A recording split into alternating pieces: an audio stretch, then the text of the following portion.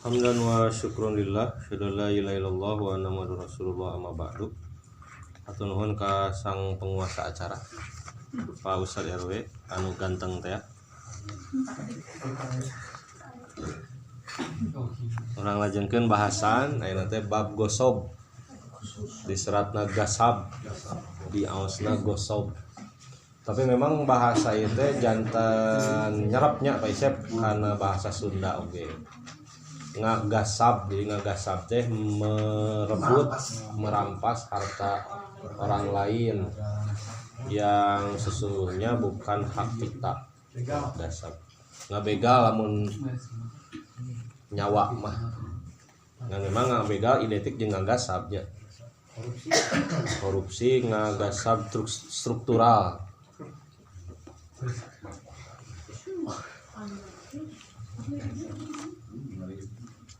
Dinya ge aya keterangan ti Ahasan, gasab atau gosob maksudnya merusak, mengambil, mengganggu hak orang lain.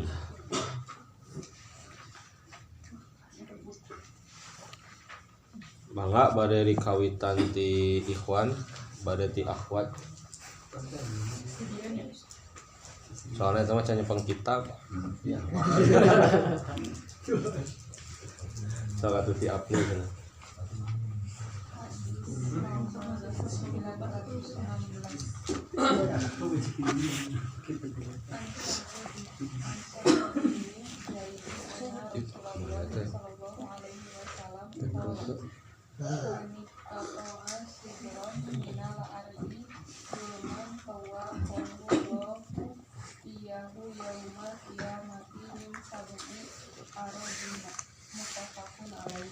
Dari Sa'id bin Zaid bahwasanya Rasulullah Shallallahu Alaihi Wasallam telah bersabda, barang siapa ambil sejengkal dari bumi dengan kezaliman, niscaya Allah kalungkan dia dengannya pada hari kiamat dari bumi. Muttafaq alaih. Ini diantara bentuk gosob ya, merebut harta orang lain. Manik tatoa, barang siapa yang iktatoa, mengambil. Arti asal kotoa itu memutus. Jadi al-qat'u itu memutus. Jadi iktatoa itu tanah dipegatkeun, maksudnya dipindahkeun batas tanahna, iktatoa. Sakumaha nyanak batas tanahna teh shibron, sajengkal. Ngarebut tanah batur sajengkal. Minal ardi, tapi dengan cara dulman, zolim. Zolim itu secara bahasa wad usyai laisa fi mawudi alahu, menyimpan sesuatu bukan pada tempatnya. Dalam konteks tanah, menggarap tanah bukan hak kita, atau menggarap tanah tidak dengan izin sang pemilik, itu zolim. Apa balasannya? Tawwaqahullahu iyyahu yaumal qiyamah, maka Allah akan mengalungkan kepadanya pada hari kiamat min sab'i aradin, 7 lapis tanah dikalungkeun. Dalam hadis lain digulung, dalam hadis lain dilelepkeun dina 7 lapis tanah. Kita tahu dalam ilmu bumi ya, ketika SD atau sering dibahas dalam biologi apa fisika? Biologi. Bahwa inti bumi itu berupa lapisan api panas, lapisan panas. Nah, itulah balasan bagi orang yang merebut tanah orang lain. Makanya hati-hati kalau teman-teman berkaumat punya uang, ingin investasi tanah, kita harus jelas tanah ini milik siapa, berapa luasnya, batas kita dari mana ke mana, utara dengan apa, selatan dengan apa, barat, timur. Jangan sampai kita menggarap bukan haknya, karena sejengkal saja menjadi siksa neraka, apalagi semeter, setumbak, sehektar. Itu. siga kia tuh entong mah ngagarap tanah baturnya orang melak cau dina kebon batur patarosanana cau eta hak saha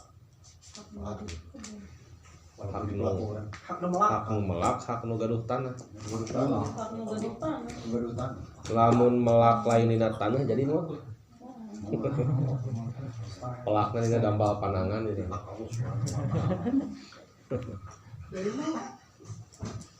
Jadi dalam hal ini harus dihalalkan cau itu perlu diobrol iya hak saha da cau moal jadi lamun lain dina luhureun taneuh nu batur masalahna.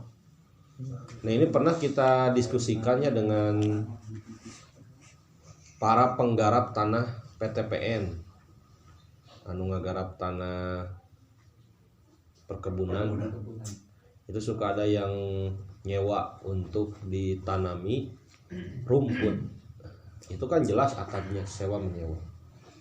Yang jadi masalah ketika nyewa henteu pedah gigireun imah si kebon teh aya nu kosong ku abi teh cenah usah dipacu we saware tuluy di pelakan cau alhamdulillah cenah cauna enak tos jantan insyaallah cenah enjing dicanak kana pangaosan kela lain teu kabita ku cau ngan eta cau nu saha karena tanahnya milik orang lain harus jelas dulu kedah kumaha tuh cenah Ustad cana ka kantor PTPN Pak abdi melak cau dina tanah PTPN ari cau hak saha lamun di PTPN mangga we cenah cana halal.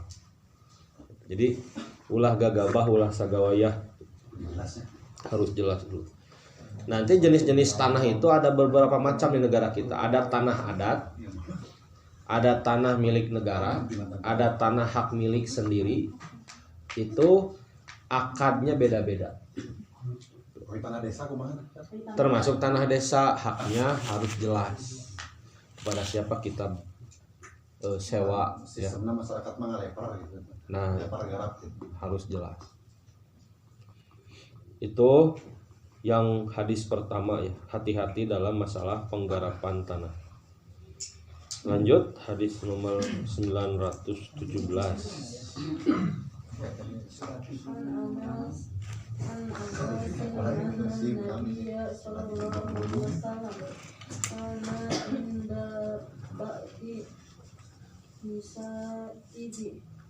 Fa'arsalat ihda ummahatil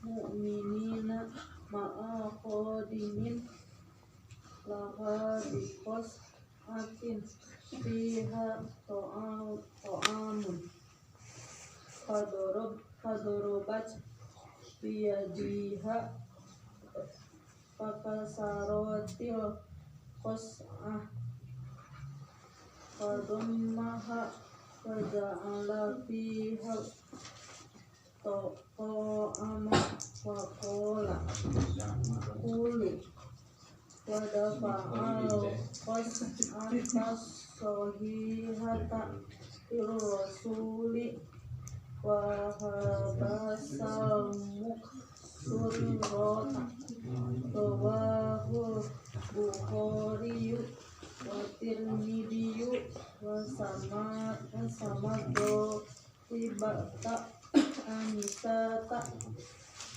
wajada faqalan nabiyyu sallallahu alaihi wasallam ta'amun bi ta'amin wa ina'um bi ina'in wa sahahahu. Dari Anas bahwasanya adalah Nabi sallallahu alaihi wasallam di rumah seorang dari istrinya, maka seorang dari ibu-ibu mukmin kirim di tangan seorang pelayan satu piring yang ada padanya makanan. Lalu ia pukul dengan tangannya, lantas pecah piring itu. Maka ia angkupkan piring itu dan ia taruh makanan tadi padanya dan bersabda, makanlah. Dan ia beri piring baik kepada suruhan itu, dan ia tahan yang pecah. Diriwayatkan dia oleh Bukhari dan Tirmidzi, tetapi ia katakan pecah itu Aisyah, dan ia tambah lalu bersabda Nabi SAW, makanan dengan makanan dan bijana dengan bijana, dan ia sahkan dia. Hadis ini begini, Rasulullah kan menuju di bumi Aisyah, kan Rasulullah kilirnya istri 9 itu dikeliling, digilir, dan suami terbaik adalah Rasulullah. Tidak ada suami yang lebih baik dari Rasul. Yang kedua, Aisyah ini punya kekurangan. Dia punya sifat pencemburu yang luar biasa. Timuruan beak ti karep. Oh no. Kacida pisan cemburuanan Aisyah. Ada yang baru lupa sama yang lama. Nah, semua istri Nabi itu di awal pernikahan punya adat-adatan yang garoreng adat. Aisyah pencemburu, kemudian termasuk Hafsah, kemudian ada yang suka mengagul-agulkan keturunan seperti Zainab binti Jahsin, karena memang dia itu kalangan ningrat. Semua punya kekurangan dari karakternya masing-masing. Nah, ini jadi catatan bagi kita semua yang sudah dan akan menikah. Sampai ke ujung dunia mencari pasangan yang sempurna tidak akan ada. Sempurna itu hanya Rokok.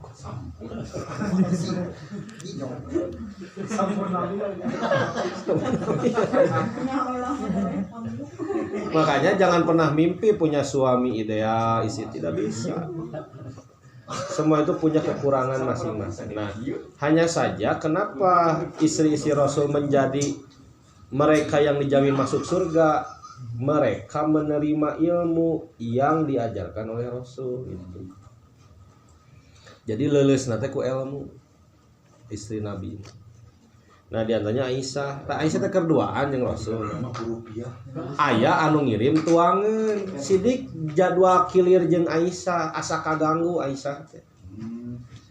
Yang ngirim tuangan teh siapa? Salah satu istri Nabi yang lain. Jadi Rasul kerja dua ka Aisyah, jadi kirim tuangan ke sirek. Iya naon maksudna gitu. Cik atuh ayeuna mah waktu aku dengannya. Aku dan dia Eta ku Aisyah naon dibalangkeun. Piring eusi kue teh. Sameka peupeus. Sawa Rasul cenah. Gitu. Di orang ditangkarakeun deui naon kuehna disimpen dina luhureun anu peupeus eta. Bahkan saw Nabi kulu tuang. Jadi Rasul pun tegas. Salah ya salah. Padahal Aisyah itu kita tahu bahwa viral di YouTube ge Pak. Istri yang sangat dicintai oleh Rasulullah setelah Siti Khadijah. Tapi kan salah masalah. Nah, ini juga jadi pelajaran bagi kita. Baik bagi suami ataupun bagi istri, ketika pasangan kita salah, ingatkan bahwa Anda salah. Kalau tidak diingatkan, justru suatu saat dia akan menyalahkan. Nah, harita abi lepat, teu dilepatkeun. akalan ngeunahkeun. Gitu. Salah masalah. Maka inilah ketegasan Rasul, tapi dengan tetap menjaga keharmonisan rumah tangga. Apa yang menjadi aksentuasi kaitan dengan gosok apa? Yang terakhir, bahwa makanan dengan makanan, bijana dengan Bijana. apa maksudnya? Gantian gitu. Sok tuangeuna tuang, eta piringna nu batur ece.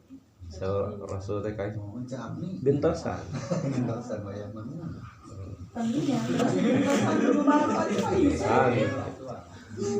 Nah, ini kaitan dengan gosoknya. Jadi ketika kita merusak benda punya orang, ganti dengan yang serupa gitu. Itu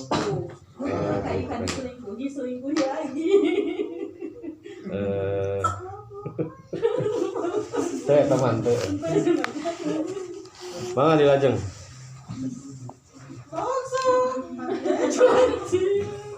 Mun kabogoh selingkuh bersyukur. Nah, oh berarti memang Ini orang teh goreng. memang tepantas yang urang. Ku Allah kaburu ditemrakeun ka goreng patutan.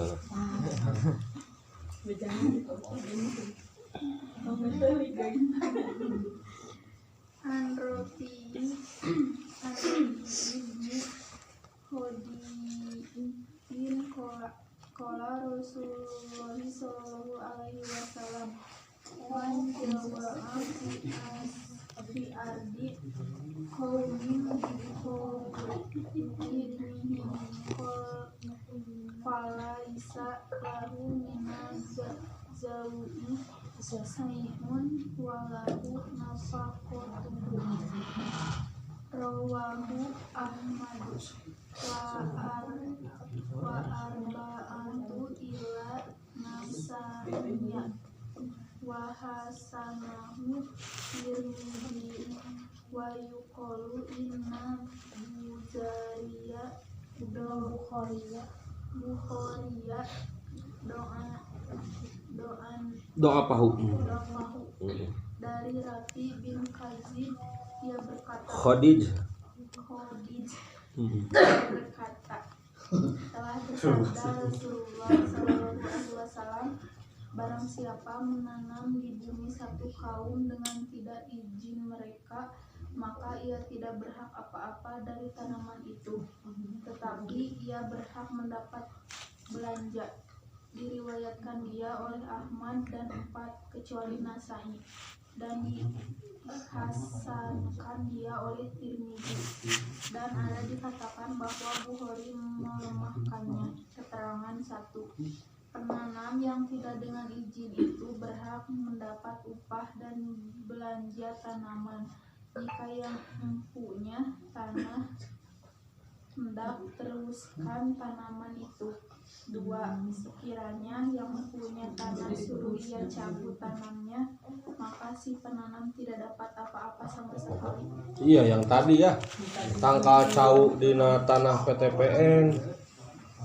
Itu hak siapa? Hak pemilik tanah. Kecuali kalau dengan izin sang pemilik. Kalau tidak diizinkan, harus dicabut. Jadi dalam hal pemanfaatan saja harus ada izinnya. Padahal itu manfaat. Jadi aya daripada atau daripada kosong. Sidik ngahaja dikosongkeun. Jang naon kumaha saya cenah Garut. Ya. Nah, termasuk nanti pemanfaatan lahan sekolah, pemanfaatan lahan misalnya depan kantor kepala desa. Ngajajarkeun tanggal cengek, cengek hak saha eta? Mun buahan, tah kudu didiskusikeun eta. Pemanfaatan lahan apa saja harus ada kejelasan. Jika ada lingkungan di pangkeureun masjid teh aya tanggal cengek. Nah, itu hak saha. Itu harus didiskusikan. Selama ini kan sudah bagus ya. Hak lamun aya bala-bala jeung ngehu ka masjid.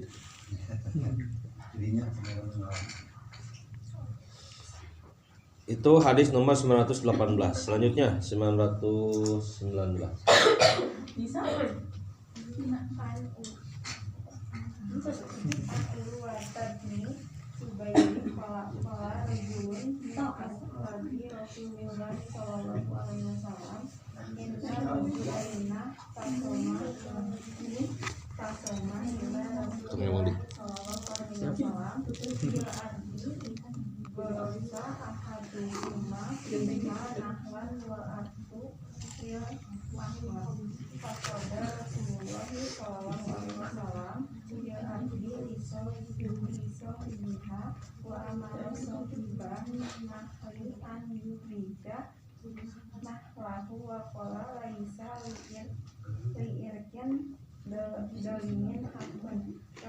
Abu Dawud wa isnaduhu hasanu. Dari Urwah bin Jubair, ia berkata seorang dari sahabat Rasulullah Sallallahu Alaihi Wasallam bahwasanya 2 orang bertengkaran mengadu kepada Rasulullah tentang satu tanah. Seorang dari mereka menanam kurma padanya, sedang tanah itu kepunyaan yang lain. Maka Rasulullah SAW putuskan tanah itu untuk yang empunya, dan ia perintah penanam kurma supaya mencabut kurmanya, dan ia bersabda, tidak ada hak hidup bagi akar si zalim. Diriwayatkan dia oleh Abu Dawud dan isnadnya hasan. Ini memperkuat hadis sebelumnya ya. Coklat cenah dudut gitu. Iya. Disuruh untuk dicabut. Lanjut. Wa asyruhu inda ahli sunani min riwayati wa an Sa'id bin Zaid wa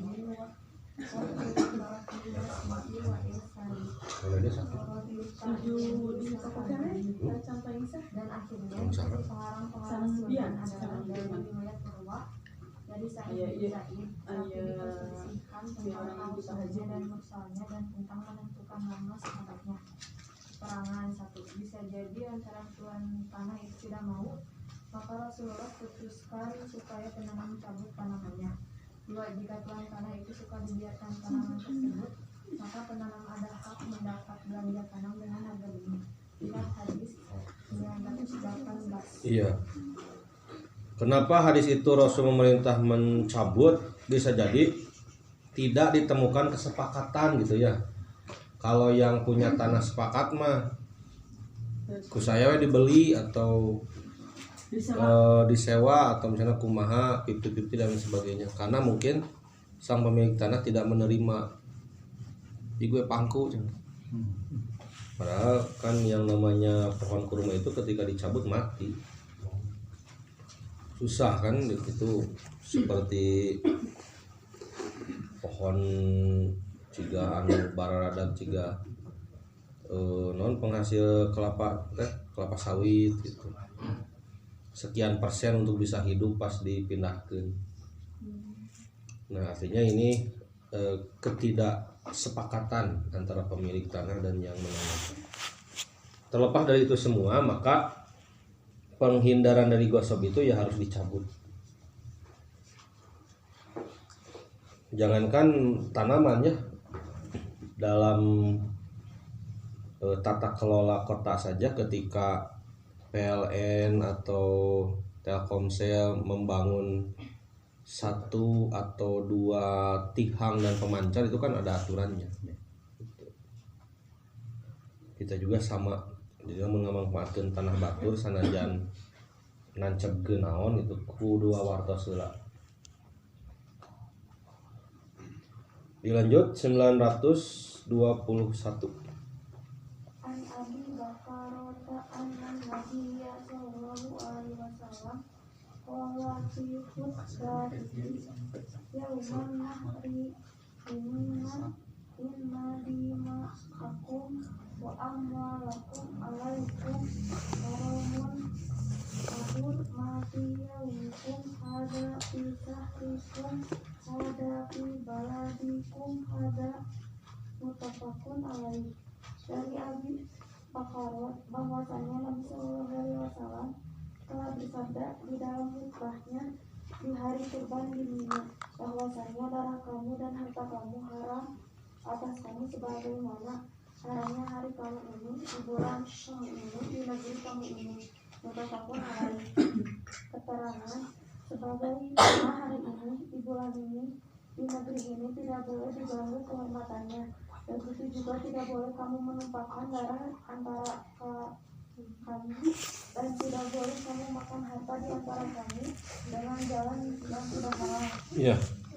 Hadis ini turun ketika Haji Wada, haji yang dihadiri oleh 10.000 umat Islam dari Madinah menuju Mekah.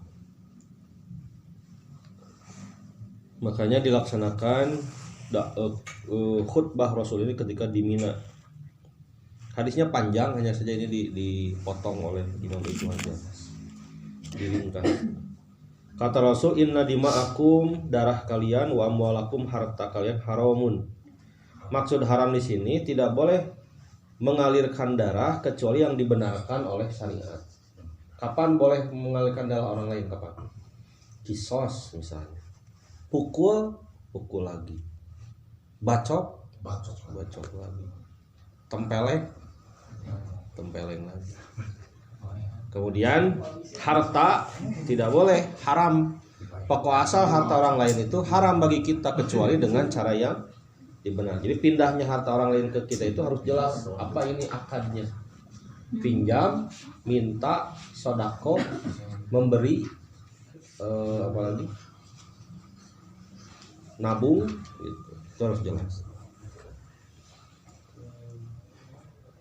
Seperti hari ini, di bulan ini, di negeri ini. Maksudnya kan dalam pelaksanaan ibadah haji tidak boleh mengambil harta orang lain. Bahkan ada harta orang lain tergeletak, tidak ada pemiliknya, tidak boleh diambil. Itu aturan ketika haji. Tah haram nanti cigah gitu. Di bulan haji tidak boleh berperang gitu. Di negeri Mekah tidak boleh membunuh. Itu sama dalam hal saling menjaganya. Sampai di situ bab gosok. Jadi kesimpulannya gosok itu haram. Yang kedua, balasan bagi yang gosok, jika rusak harus diganti kerusakannya, jika hilang diganti kehilangannya, jika menzolimi maka dibalas dengan zolim lagi.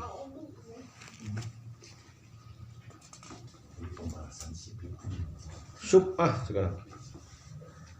Silakan.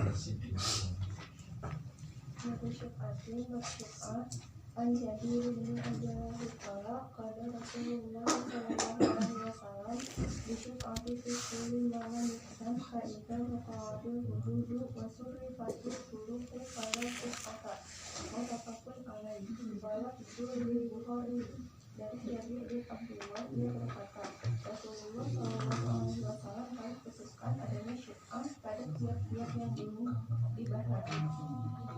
Tetapi apabila sudah dihadati dan sudah diatur jalannya maka tidak ada syubhat bertafaqquh alaih. Tetapi lafaz itu bagi Bukhari keterangan satu tanah atau satu rumah yang dipunyai oleh dua orang sedang batas dan batasnya belum diadakan dan jalan-jalan pun belum dibereskan, maka seorang dari dua orang itu tidak boleh jual bahagiannya kepada orang lain. Waalaikumsalam.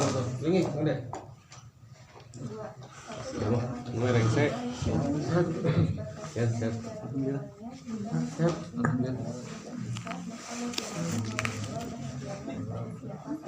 Ya. Pertama, pengertian syubhah itu apa? Hak membeli bagian dari rumah orang yang bersekutu. Jadi membeli sebagian dari hak bersama gitu ya, dibeli di artosan. Biasanya ini dalam hal waris ya, atau dalam hal join. Misalnya seseorang punya rumah itu milik babarengan, cek nusa urang teh wios ku abdi di artosan sadayana, tapi bumi ieu jantan milik abdi.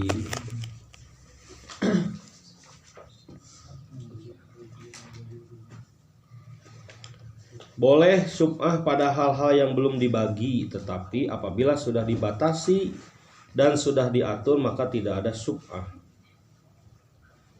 Jadi kalau sudah jelas mah tidak boleh ada negosiasi.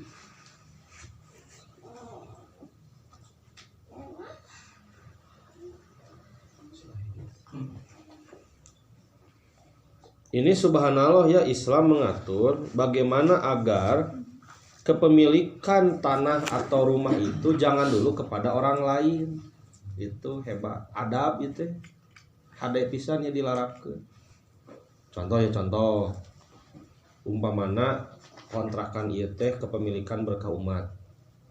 Misalnya cek dunungan teh ieu Kang Roni ieu hak milik sakieu, Kang Dede hak milik sakieu, Kang Mungu para bujang jomblo fisabilillah. Apa eta mah ikhwan sesama makhluk Allah. Jadi ses. Nah, pas misalnya pada diica ku para jomblo teh, ger di tawarkan ke saha itu tidak boleh dalam Islam, tidak beradab. Maka ketika kita punya area dekat dengan saudara, jangan dulu kepada orang lain, tapi harus menawarkan kepada teman, saudara, tetangga yang terdekat. Lamun dia dilarapkan di Indonesia nya Cina teh mau gampil asup ke orang teh gitu. Ayo urang mah lain kadulur heula kan kabatur kan leuwih mahal nawarkeun. Dulu mah murah jadi anyuk deui.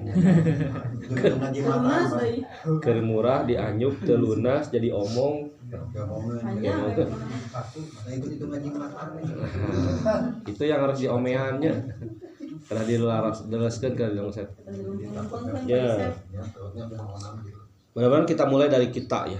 Jadi kalau ada rezeki milik misalnya orang menang warisan atau menang rezeki tanah atau rumah di satu tempat, jadi akhlak dalam Islam itu jangan menawarkan dulu kepada orang lain, tapi tawarkan kepada tetangga yang ada di sekeliling tempat itu, tentunya yang seagama, seiman, seislam.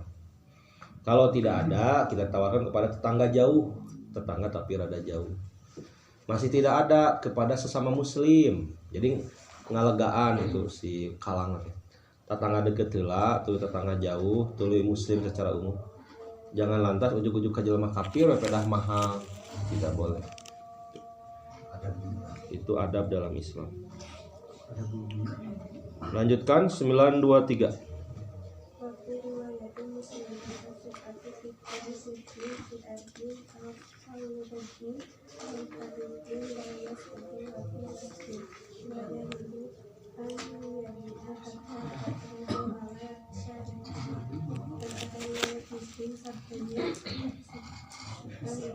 pada tiap-tiap persekutuan di atau di kampung atau di kota tidak boleh, dan pada satu tempat tidak halal.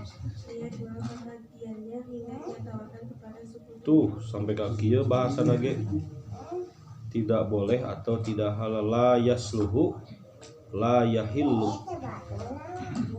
Benernya dina Islam mah bukan hanya mencari untung tapi mencari berkah.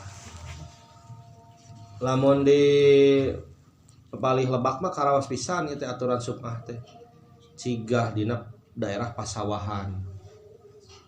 Lamun pan sawah teh nya saamparan, urang teh di tengah tah. Tidak beradab lamun sawah nu di tengah urang teh ditawarkeun kanu sawahna di sisi jalan. Tapi kudu ditawarkeun teh anu pang dekeutna jeung sawah urang. Naon kaitanana pangocoran cai. Saamparanana deketna jeung saha. Lamun deket tekersaeun terus jadi terus ngajauhan gitu. Sami dina bab kebon, dina bab bumi gitu, harus dari yang terdekat dulu terus sampai kepada siapa menjodohnya tanah atau rumah itu. Luar biasa ya, itu pelajaran mahal bagi kita semua. Selanjutnya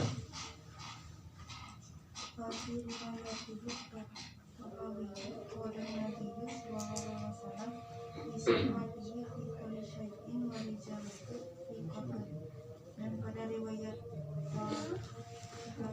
Rasulullah SAW adanya pada tiap-tiap suatu yang berbeda-bedanya orang-orang iya. Orang-orang yang sikoh jadi hadis-hadisnya sahih. Lanjut deh. An Anas bin Malik qala Rasulullah sallallahu alaihi wasallam jarud dari aku bidari awapun nasaiyu wa sahahu Ibnu Hibban wa lahu hadis. Dari Anas bin Malik yang berkata, telah bersabda Rasulullah sallallahu alaihi wasallam, tetangga bagi satu rumah lebih berhak kepada rumah itu. Diriwayatkan dia oleh Nasai dan disahkan dia oleh Ibnu Hibban, tetapi ada baginya satu ilat. Keterangan, maksudnya seseorang yang hendak jual rumahnya atau tanahnya lebih utama ia tawarkan kepada tetangga bagi rumah atau tanah itu. Tuh langkung jelas deh ya. Jadi kata tangi heula mataknya nah kudu hade kata tangga teh. Tugikeun ka icaga leuh payunkeun heula kata tangi. Walaupun hadis ini lemah tapi kan semakna dengan hadis-hadis sebelumnya. Lanjut, kita tuntaskan ya bab sub'ah ini. Nanti minggu depan kita bertemu dengan bab kirod atau kordul hasan. Abi Rafi'in qala Rasulullah Rasulullah sallallahu alaihi wasallam ngajaru paku bisa kobihi akhrajahu Bukhariyu wa Hakimu wa fihi isratun. Dari Abi Rafi ia berkata telah bersabda Rasulullah SAW tentang tetangga itu lebih berhak lantaran kehampirannya. Dikeluarkan dia oleh Bukhari dan Hakim. Dan di hadis itu ada satu kisah keterangan seseorang kalau hendak menjual rumahnya atau kebunnya, maka tetangganya lebih berhak ditawarkan dan membelinya daripada orang lain. Iya. Apa maksudnya bisokobihi? Lantaran kehampirannya, maksudnya cakatna. Lantaran cakatna. Sobako dekat. Pantas ya, 5 di antara nikmat hidup itu adalah tetangga yang baik. Kan nikmat hidup itu tetangga yang baik, pasangan yang soleh, kemudian kendaraan yang sehat, namun enak menjaga gitu, pekerjaan di negeri sendiri. Jadi orang 5. Nah, di antaranya ini. Kenapa tetangga menjadi di antara kenikmatan hidup? Karena ketika jual beli pun kita harus menawarkan dulu kepada tetangga.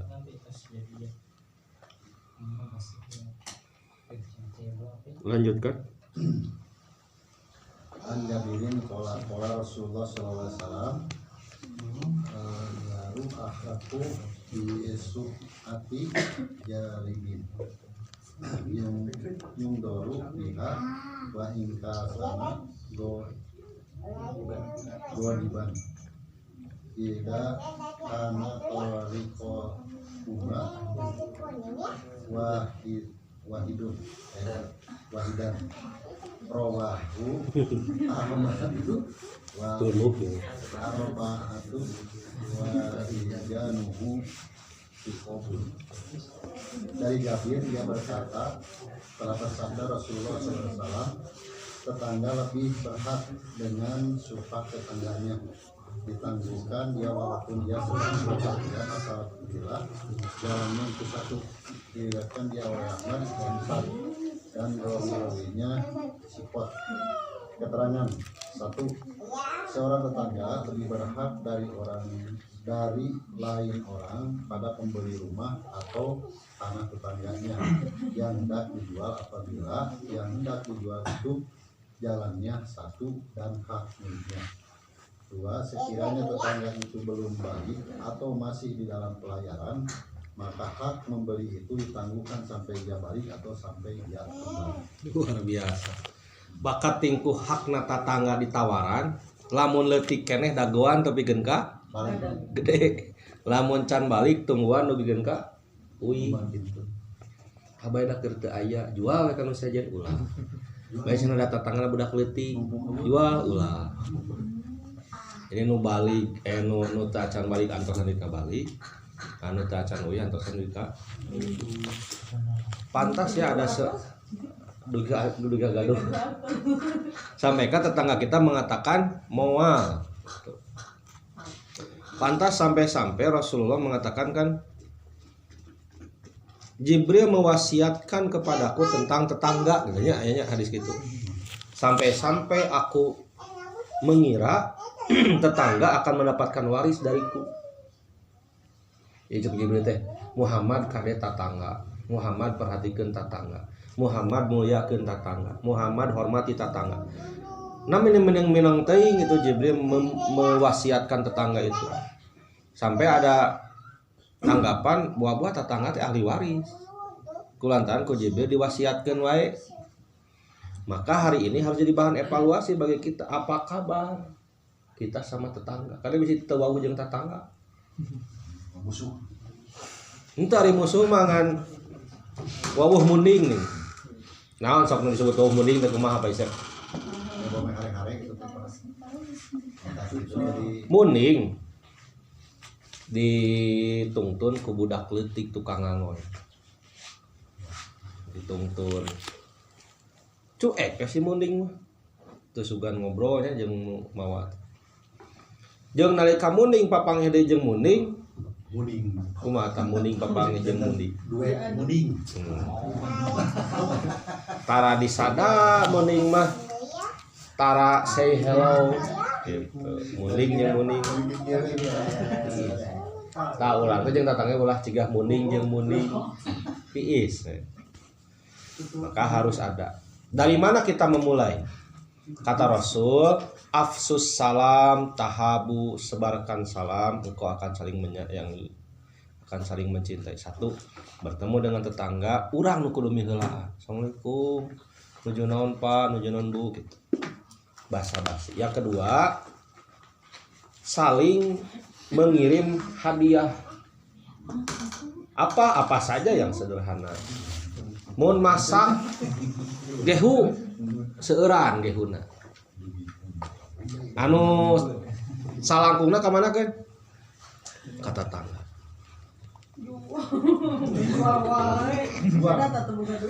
pada saya batia nya eta mah bab jual mah marketingnya pasti kena ka tetangga nah pangkat tetangga kenak deui aduh teteh cenah harita cenah gehuna raos alhamdulillah Bu hatur nuhun bilih bade order eta mah engke biasa ka payun gitu gitu. Jadi ada dua cara diantaranya menyebarkan salam, yang kedua saling berbagi hadiah. Nanti ada level yang ketiga kalau sudah wanoh mah naon saling kunjung mengunjungi. Ciga Rasul malah mengalangkung ka para sahabat sok digerewan Rasul tuang di dia tuh ngariung buat terang ulah salah eta buat terang ngadeukeutkeun hate atau kita yang ngajak ke tetangga gitu.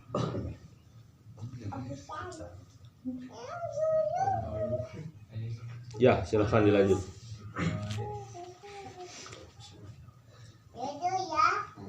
927 satu lagi ya.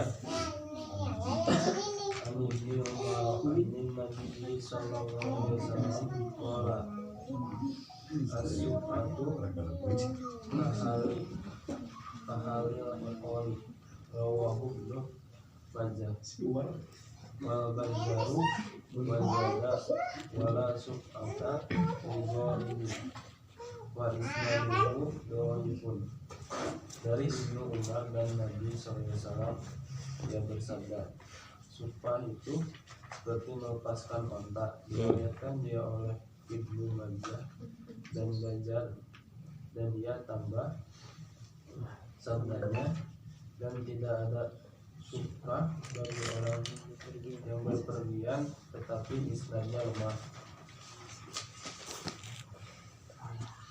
Keterangan 1. Sumpah itu seperti melepaskan otak, yakni akan luput apabila tidak lekas dipegang. 2. Ada beberapa hadis tentang tidak ada sumpah bagi anak-anak orang yang berpergian, bagi Yahudi, Nasrani, tetapi ulama hadis berkata semua itu tidak sah.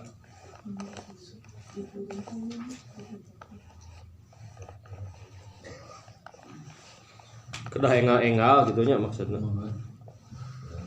Tong diengke-engke. Alhamdulillah kita dapat ilmu. Yang pertama tentang gosok, tidak boleh mengambil harta orang lain dengan zolim, harus diganti atau diperbaiki atau dibalas ketika merusak. Yang kedua tentang syubhah, kita belajar tentang adab dalam jual beli. Tidak boleh kita menjual barang yang dekat dengan tetangga kita, kepemilikannya, sebelum ditawari terlebih dahulu. Inilah sekali lagi gambaran bahwa jual beli di dalam Islam itu bukan hanya mencari keuntungan tapi mencari keberkahan. Karena sejatinya apa yang kita jual belikan pada akhirnya akan ditinggalkan. Yang dibawa ke akhirat adalah nilai transaksi dari jual beli itu. Jujur atau bohongnya, amanah atau khianatnya, itu yang akan ditimbang di akhirat. Moal taneuhna sabaraha? hektar harita teh mau ditanyakan sabaraha rupiah duit teh tidak, tapi nilai transaksinya. Demikian yang bisa disampaikan hari ini. Kita bertemu Sabtu depan dengan bab yang baru, bab qiraat. Mohon maaf dibatasi, apalagi Kang Dede dan Abian baru sumping. Saya ada riungan Kang Dede di Sukamenak sekarang teh dengan Pak Haji Khairuman, salah satu anggota keluarga Hikmah Farm. Ada beberapa hal yang perlu kami diskusikan. Mudah-mudahan menjadi kebaikan bagi kita semua. Dan kita bertemu lagi di Sabtu depan. Mudah-mudahan sing salawehat. Amin. Langkung barokah. Supados teh izin yang Abdi ya neuteli karena tadi pani teh hareureun ceuk ana teh ieu teh jalmi teh nyeueuran ngaageungan. Ngaageungan supados teh izin yang ngatur. Teu naon dapur bojo ge teras ngaageungan. Atau nuhun ka sadayana aku lu qouli hadza wa astagfirullaha wa lakum. Assalamualaikum warahmatullahi wabarakatuh. Waalaikumsalam.